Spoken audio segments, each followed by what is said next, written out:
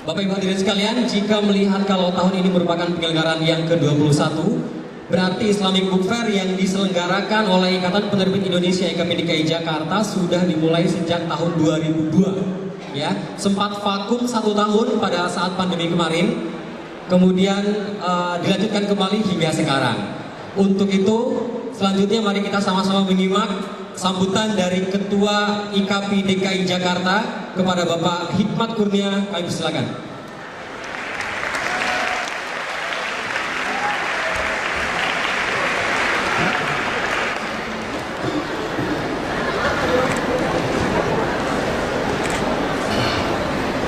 Bismillahirrahmanirrahim. Assalamualaikum warahmatullahi wabarakatuh. Alhamdulillah, asyhadu alla ilaha illallah wa asyhadu anna Muhammadar Rasulullah. Segala puji yang abadi dan tiada batas hanya milik Allah, Tuhan pemilik ilmu, rezeki, kemurahan dan kebaikan menyeluruh. Alhamdulillah hari ini kita bisa berkumpul di tempat yang baik ini, di suasana yang baik ini. Salawat dan salam semoga tercurah untuk Nabi besar Muhammad SAW, teladan terbaik kita, sosok yang mengajari umatnya untuk hidup secara Islam.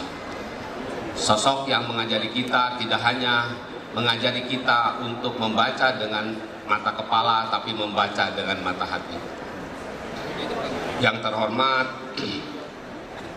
Profesor Hamid Fahmi Darkasi, terima kasih sudah jauh-jauh datang dari Gontor. Yang terhormat Pembina IBF Bapak Tubagus Ahmad Dahlan Idrus, terima kasih Pak Kiai. Wah, sudah ada sekarang Pak Kiai rombongannya. Jadi Pak Kiai ini supporter yang luar biasa. Jadi selain menyemangati kami panitia untuk terus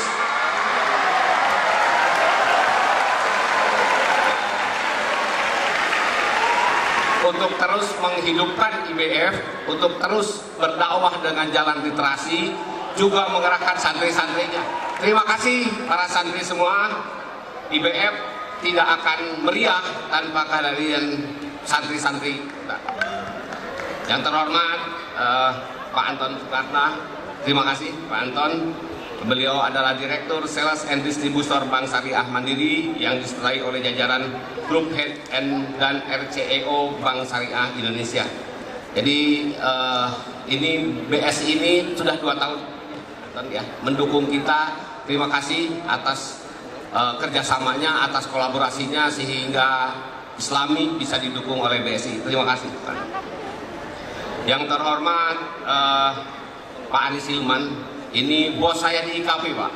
Tanpa izin beliau saya tidak boleh menyelenggarakan Islamic Book Fair.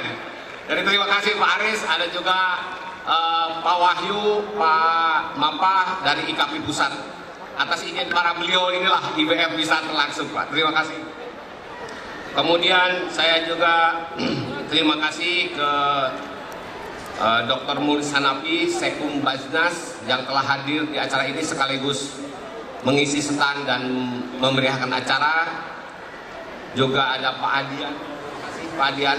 Ini pembina IBF, Dr. Adian Husaini ini. Kemudian ini dari Aktakwa ya, PKI.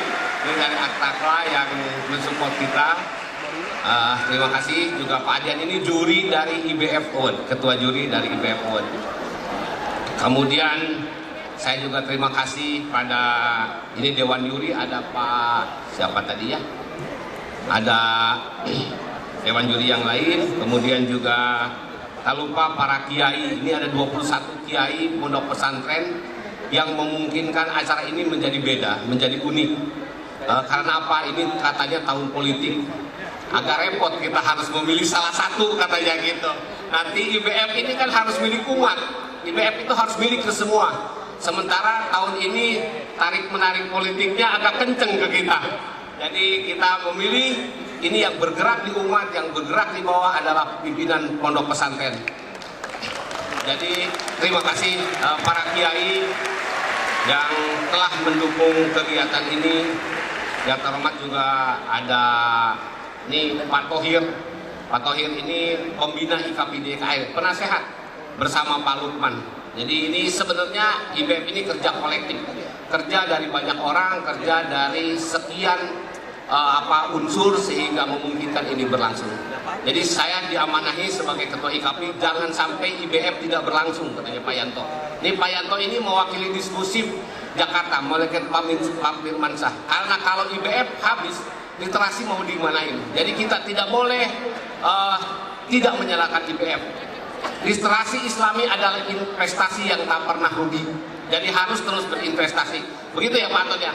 Nah, jadi Bapak Ibu semua, kenapa dipilih tema berakhlak dan berprestasi dengan literasi Islami? Karena kita melihat zaman itu terus berubah, zaman itu terus bergerak.